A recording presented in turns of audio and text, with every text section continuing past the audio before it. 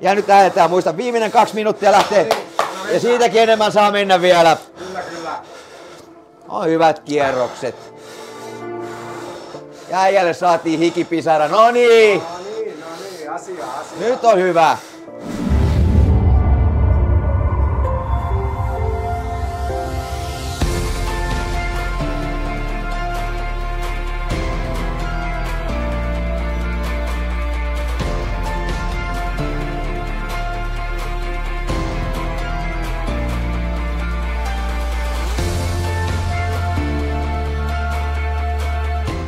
Meikäläisellä oli viimeiset kisat viikko sitten ja se tarkoittaa, että alkaa YouTubettajallakin off-seasoni. Ja silloin se on se aika, milloin pitäisi rakentaa sitä peruskuntoa. Meikäläinen ei ole tehnyt mitään muuta kuin alamäkipyöräilyä koko kauden, eli ei varsinaisesti ole hurraamista tämänhetkisessä yleiskunnossa. Mutta tälle off-seasonille mä oon saamassa apua aiheeseen, eli Valmennuskeskus Huippu ja Sami on ryhtymässä tähän semimahdottomaan tehtävään ruoskia keskivartalolihavasta YouTubettajasta reippaampi. Ja jotta me tiedetään, että onko mitään saatu aikaiseksi, niin me ollaan tänään Kisakallion urheiluopistolla pistämässä meikäläisen kuntotestiin. Kyllä, tänään tosiaan kaveri pistetään semmoiseen kondikseen, että katsotaan alkukartoitus. Ensin me katsotaan kaverin pituus, koska se huijaa kuitenkin. Kyllä. Ja sitten sen jälkeen meillä on in-body kehon koostumusmittaus, jolla me katsotaan vähän, että miten sun lihasmassa on jakautunut sun kroppaasi. Ja sitten Sami saa siitä erittäin hyvän työkalun sitten alkaa muokkaamaan susta. Sensuroidaan sieltä se mun dad bod kerros. Se on sitten puolen vuoden setti, katsotaan, tai sitten kun tulet seuraavan kerran, katsotaan, että onko se ihan pyykkilauta vai jotain ihan vielä parempaa. Ja sitten kun me ollaan nää tehty, niin sit sä pääset polkupyöräilemään. Eli meillä on tämmöinen moniporras testi. 2 minuutin välein tulee aina 25 wattia lisää tehoja. Ja tänään sulla pupilit pullistuu pois päästä, koska ei tule mitään selittelyn makua, että mikä on mun maksimisykkeeni pyörällä. Tosi kiinnostavaa. Tää saattaa olla ihan kauhea kokemus, mutta mä luulen, että tää on tosi tärkeä. Ihan turhaan kehittää itteensä, jos sulla ei ole käsitys siitä, että mistä lähdettiin ja mikä se tilanne on. Loppupeleissä muuten, kun sä sanoit, että tämä on ihan kauheata varmaan, niin tämä on aivan hienoa ja lepposaa, mutta viimeiset 3 minuuttia on semmoinen, missä sä oikeasti niin kun tunnet, että hei, sä elät. Selvä. Sä muotoilet sen tosi nätisti. Se mitä mä oon kuullut, niin se on, että se on yllättävää, kuinka nopeasti seinä nousee pystyyn. Että se tuntuu okolta tiettyyn rajaan asti ja sen se on juuri näin. Mutta se olotila sit sen jälkeen, kun sä oot sen tehnyt, niin tuntuu niin kuin, että sä oot voittaja. Sä oot oikeastaan niin kuin ylittänyt itsesi. No niin, mennään hommiin. Mennään. Kantapäät tulee tuohon pisteelle. Ja sit saat arpoa sen päivän pituus. Tänään se oli 181 muut. Ikä en tiedä, vähän yli 30. Joo. Valitettavasti. Juuri näin. Ja sitten saa enteriä painaa ja sit saat ottaa kauhukavat käteen. Peukku tulee pyöreeseen. Kädet alaviistoon, pikkasen irti vartalosta. Mutta hyvältä näyttää. Sulla on ainakin lihasmassaa näyttää olevan, että sä et ole ihan niinku laihaläski. Lihasmassaton kaveri. Sitten tuo on mielenkiintoinen katsoa tuo ECV-suhdeluku, eli siinä puhutaan tuosta nestetasapainosta, että juoko kaveri paljon kaffetta esimerkiksi. Se on siinä. Ja sitä paitsi tässä on yllättävä piirre se, että sulla on jopa ideaali vartalo. Tarkoittaa sitä, että suhteessa sulla on paino, lihasmassa ja tämä rasvahässäkkä niin yhtä linjaa, eli I-mallisena. Ikävä kyllä joudut päästämään kahvat siihen, vaikka on kiva katsoa omaa tulostansa. No sitten seuraavaksi mä laitan sulle nuo elektroidit. Nämä nimittäin mittaa sitten sun sykettäs. Ja saat nostaa vähän pairahelmaa ylös. Mä lämään tonne sivulle. Noin. Hikoiletko paljon? En. Hyvä. Kuuluisat viimeiset sanat. Joo niin. Sitten sulla on kierroslukumittari siinä eessä. Niin koko matkan ajan suurin piirtein semmoisen noin 70-90. 70 on aika hyvä. 780, niin se olisi hyvä kierroslukumittari sulla. Ja nyt sinne tulee pikkasen tehoja, että se joudu ihan kylmiltänsä siellä vetämään. Eli hei, mä laitan pelin käyntiin. Ja ei tässä sen kummempaa. Sulla on sykkeet noin 110, 111 sille välille tällä hetkellä. ja kierrokset on hemmetin hyvät, mutta niin kuin huomaat, tämä on aika löysää. Ja sitten semmoinen menovinkki vielä, että vaikka tämä on löysää, niin siitä huomenta kannattaa ottaa molemmista röyreistä happea. Mä odotin, että mä olisin saanut semmoisen jonkun maskin naamalle. Joo, mikäs niiden funktio on? No sitten jos me halutaan siis oikein vimpan päälle tarkat jutut, niin silloin on maskit ja veret ja kaikki tämän tyyppiset jutut. Mutta jälleen kerran, kun puhutaan siitä, että mikä on se kohderyhmä, mikä on se, niin kuin se tarve, oikea tarve. Mehän voidaan tehdä vaikka minkämoiset testit. Ja sitten on aina se, että testit pitää tehdä sen mukaan, mikä on henkilön niin kuin oikea tarve ja mille alueelle me mennään. Tuo maskinaamalla tehtävä testi on niin sanottu VO2 Max-testi, eli urheilijan maksimaalinen hapenottokyky. Tässä suorittamani testi on hyvin samankaltainen, pyörän tarjoama vastus kasvaa 2 minuutin välein siihen asti, kunnes sen pystyy enää jatkamaan. Matemaattinen kaava, jossa käytetään leposykettäni ja tässä testissä selviävää maksimisykettäni, tarjoaa hyvin tarkan arvion tuosta VO2 Max-arvosta ilman maskin käyttöä. Maskin haittapuoli on se, että se saattaa haitata urheilusuoritusta ja jopa aiheuttaa kokemattomassa paniikkia. Se on mulla ollut ainakin sellainen pyöräilypelastaja. Se on kiva, kun sulle sanoo, että 10 sekunnin päästä tulee vähän lisää tehoja, niin saman tien sykkeet nousee. Sitten kun ne on tullut ne tehot, niin sitten ne sykkeet lähtee niin laskee taas alaspäin. Hyvin menee 7 minuuttia ja 20 sekuntia menty tällä hetkellä ja 144 tuupataan menemään. Ja äänen perusteella me ohitettiin vähän aikaa sitten tuo aerooppinen kynnys. Joo, se kone arvioi sitä, että kuinka pitkään Janne periaatteessa voisi pyöräillä, jos mennään niin kuin näillä seteillä. Ja se arvioi, että nyt kun me ollaan pyöräyty se 8 minuuttia, niin sitten meillä menisi suurin piirtein vielä tuommoisen 4 minuuttia, mutta tässä on se ongelma, kun Jannehan periaatteessa, se on vähän niin kuin periaatteessa sikaluonne. Se löytyy sitten tuolta. Niinpä, just näin. Ja tämä, minkä takia mä sanoin, että on sikaluonne, niin on ihmisiä, jotka ei uskalla olla siellä korkealla tasolla. Sä oot kuitenkin joskus muistat olleesi niin, korkealla tasolla. Tiedät, että miltä se tuntuu, niin se ei niin kuin silleen pelota. Mutta oikeasti kun puhutaan taas, niin sä oot jo niin kuin koneen pöllyttänyt tässä niin 15 sekkaa. Tästä eteenpäin kaikki, niin sä pöllytät sitä kunnolla. Ja nyt aletaan olemaan silleen niin, että otetaan susta vähän niin kuin luonnetta kevyesti irti. 172 tällä hetkellä sykkeet. Se jätkä vetää sen 16-17 minuuttia, se on aika lähellä. Alkaa vasta lämpeämään nyt, eikö niin? Kyllä, jes, hyvä. Hienosti menee. 2 sekuntia tulee pikkasen lisää tehoja. Kyllä, mutta nyt on sitten se hetki, kun aletaan taas niinku polkemaan. Mä kävelen viikkoa tän jälkeen. Ja lätty kiinni, nyt se menee! Olje sitä pyörää! Oi. Ja nyt lähdetään, muista, viimeinen 2 minuuttia lähtee. Ja siitäkin enemmän saa mennä vielä. Kyllä. On hyvät kierrokset. Ja äijälle saatiin hikipisara. No niin, asia. nyt on hyvä. Vältään näyttää. Hyvä Janne. Jaksaa. Menee kevyesti vielä, noin. Joo. Mulla on vielä kunnon irvistys päällä. Vasta 185. Nyt jätkää. Polje! Tätä jaksoa vielä menee ainakin se 1,5 minuuttia. Kyllä. Kato, poika laittoi vielä tehoja lisää. On se mies. On se kova. Jaksaa. Ja kaikki jää sitten pyörälle. Siitä lähet. Ei jää mitään jossittelua. Hyvältä näyttää. Erittäin upeeta. 17-15 menty. Hyvät kierrokset. 185.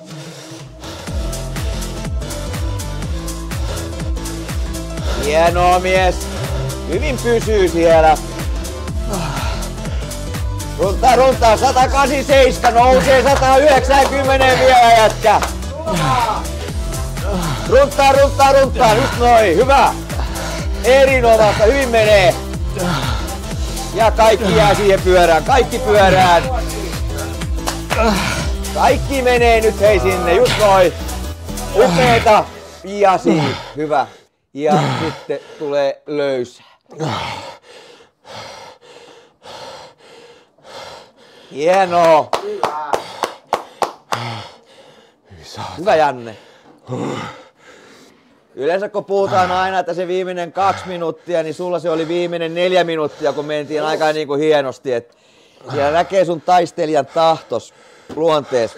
Erittäin hieno. Vieläkään et saa puhua, nyt saat ainoastaan hengittää ja tiputtaa sitä sykettä. Kiitos.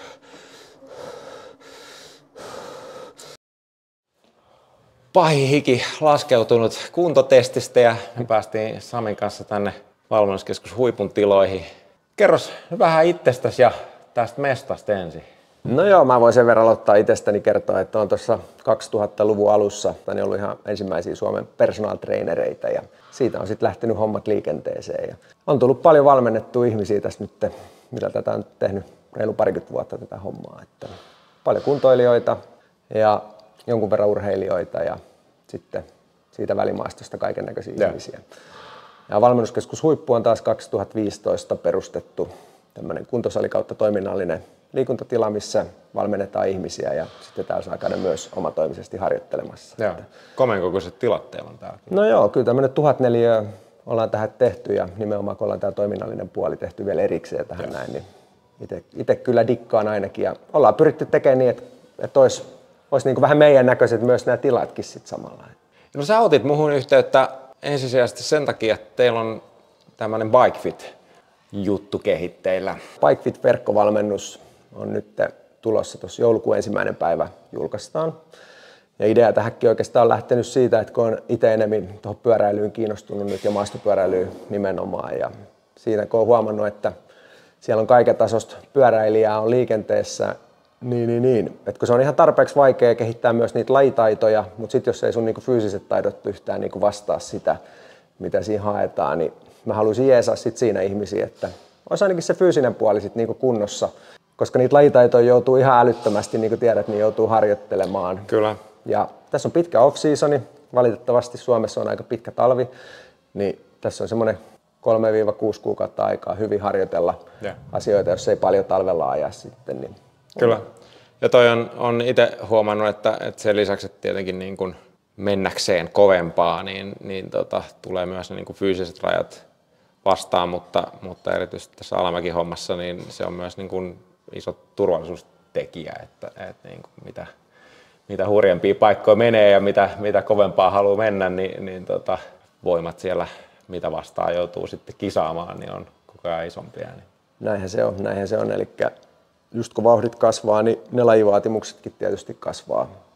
Eli sen kehon pitää myös kestää sitten sitä kovaa hapenkulutusta ja sitten tietysti myös sitä, mikä tulee sen niin kuin maaston kautta tulee, että kun on isoja kiviä ja kaikennäköisiä ylityksiä ja muuta, että jos ei sun lihakset ole niin yksinkertaiset valmiit siihen, sulle ei ole tarpeeksi voimaa siellä, tai sitten meillä ikämiehillä varsinkin tulee, että tämä kimmosuus hävii myös tässä pikkuhiljaa, ja sitten me aletaan tulee vähän jäykiksi, koska me joudutaan kumminkin tekemään töitä, ja sitten työt on aika usein niin yksipuolisia. Niin näitä kaikkia ominaisuuksia tulee tässä valmennuksessa olemaan, eli liikkuvuutta, voimaa, nopeutta, kimmosuutta ja tietysti myös sit niitä kestävyysominaisuuksia. Ja sitten kun meikäläinen on tässä jättänyt aktiivisen potkunyrkkeilyn pois, niin ei ole enää ollut sitä jatkuvaa puntarilla juoksemista, niin muutamia koronakiloja on kerännyt, niin koitetaan ujuttaa tähän myös vähän sitä että voisi olla, että sen sijaan, että ostan muutaman gramman kevyempiä titanioosia pyörää, niin sitä olisi ehkä parasta ottaa myös samalla vähän tuosta. No se on just näin, että siinä voi muutaman tonnin säästää siinä, kun katsoo vähän tarkemmin, mitä siellä kaupasta oikeasti ostaa, koska ruokaa sun pitää syödä joka tapauksessa. Ja nyt jos vaikka sun tapaustakin ajatellaan, niin sä haluat, että sulla on suorituskyky kumminkin mahdollisimman hyvä. Niin kyllähän me nyt puhtailla hyvillä ruoka-aineilla riittävästi energiaa sinne, sitten vähän protskuu koneeseen ja rasvoja sinne mukaan, mutta ne on kumminkin katsottu, että mitä me siellä syödään ja se vastaa sitä tarvetta. Niin kyllä mä luulen, että se lähtee sullakin se kehon koostumus muuttuu tässä talven aikana. aikana, jos teet hyviä valintoja. Ja muista tietysti nukkuu riittävästi. Pitäisikö meidän vähän summata mun äskeistä pyörän päällä ähistelyä, että mitä meille jäi siitä, tai mitä sulle jäi siitä käteen, että niin kun sä lähdet sitten miettimään mun jatkoa, niin... Siis jos positiivisista asioista lähdetään liikenteeseen, niin mun mielestä se oli hyvä, että sus löytyi sitä raivoa puskea siellä kovilla sykkeillä. Ja siellä sä jaksoit toimia hyvin. Se oli mun mielestä positiivinen anti tuossa testissä. Yes. Mutta sitten mitä siellä on kehitettävää, niin suuri kehitysalue oli siellä peruskestävyysalueella. Eli siellä sanotaan, että reilusti alle 70% sykkeillä. Niin siellä oli tosi iso käppi. Eli sen huomaa, että sulla on tullut siinä viimeisen tietyn ajanjakson aikana niin tullut tosi vähän sitä peruskestävyysharjoittelua. No mihin se vaikuttaa sitten? Se vaikuttaa esimerkiksi siihen sun palautumiskykyyn sitten. Eli nyt kun me mentiin sinne, vedettiin sykkeet maksimiin, eli sulla menee siinä DH-suorituksessakin lähelle maksimiin. Kyllä. Mitä nopeammin pystytään sitten palautumaan siitä, eli syke laskee vaikka parissa minuutissa sinne niin sanotulle aerobiselle tasolle, niin me ollaan valmiit toimimaan uudestaan. Kyllä. Ja nyt tässä valitettavasti meni niin, että siinä meni semmoinen reilu 4 minuuttia ennen kuin se laski. Se on enemmän sinne. kuin se hissi nousu sinne ylös. Niin. Et sitten tässä on just kannattaa aina miettiä tätä, mihin lajiin me halutaan nyt tätä siirtää. Niin, et jos sulla tuleekin vaikka semmoisia pitkiä kisoja, niin mitä käy kisan loppuvaiheella? Niinpä, kerro se on just näin ja mä huomaan, että niin kun, nyt kun tämä nostettiin, niin mulla on kavereita, jotka saapuu sinne bike parkkiin aamusta ja sitten ne on niinku ihan viimeiseen kellon lyömään. Mulla taas niinku sisäinen kello sanoo paljon aikaisemmin jo se, että niinku, tää oli ihan hyvä setti tälle päivälle.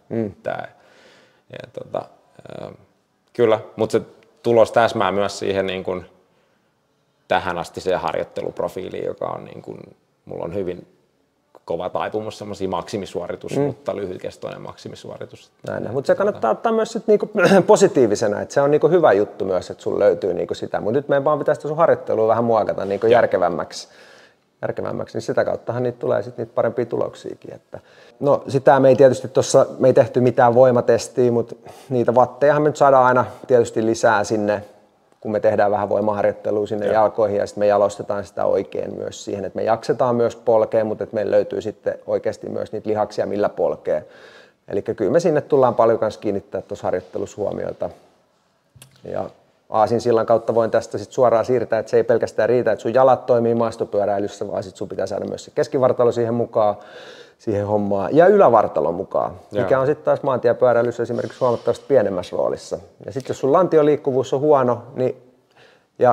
huono, niin sä et saa sitä voimaa irti, mitä siellä sun kehossa on. Että. Se on toi maastopyöräily yllättävän niin kuin kattavasti vaatii kyllä kropalta. Se on monipuolinen laji kyllä. Että siinä mielessä se on myös niin kuin mielenkiintoinen laji ja sen takia niin kuin haluan siihen myös coachatakin, koska se on tosi monipuolinen laji sitten, että uskon, että pystyy niin kuin monia auttaa siinä.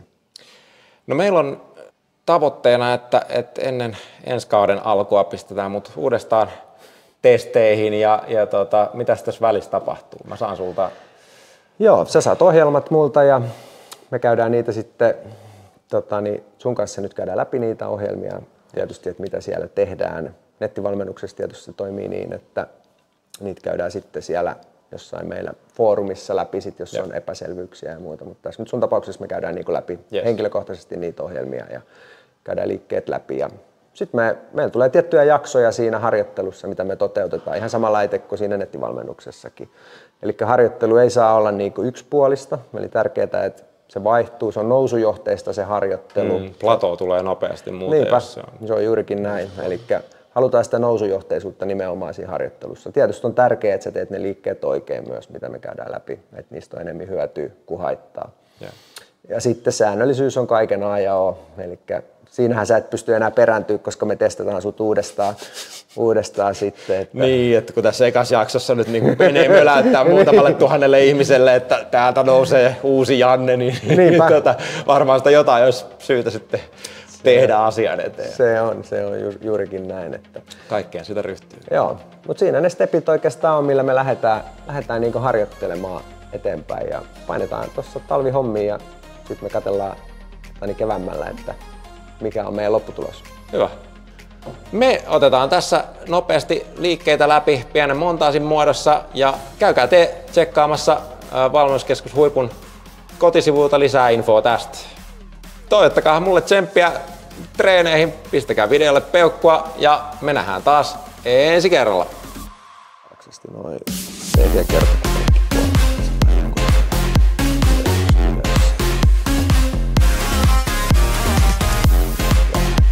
Toiselle puolelle 5.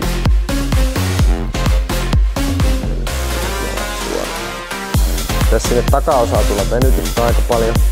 Tuleeko se vähän huonosti? Kierre. Sieltä takaisin.